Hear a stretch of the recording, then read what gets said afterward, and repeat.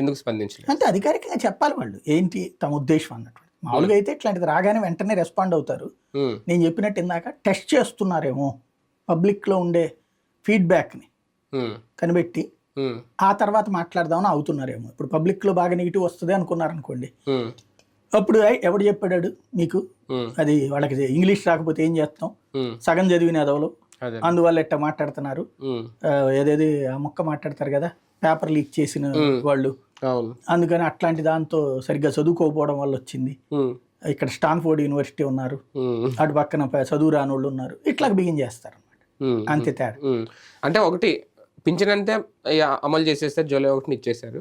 మిగిలిన సంక్షేమ పథకాల అమలు విషయంలో ఇప్పుడు 15,000 అంటే ఈ లెక్క ఒక భారీ బడ్జెట్, దాదాపు 1 కోటి మంది పిల్లలు చూసుకున్న ఎంత బడ్జెట్ అవుద్ది ఏంటనేది. సంక్షేమ పథకాలు ఈ తరహా అమలు చేసిన చుక్కలుగా అనిపిస్తున్నాయి రాష్ట్ర ప్రభుత్వానికి. ఖచ్చితంగా. అందుకని మీమాంస అంతే చూడాలి. అదే ఇప్పుడు బేసిక్ గా ఇదొకటి, మహిళలకు 1500 ఈ రెండు కత్తి మీద సాగు.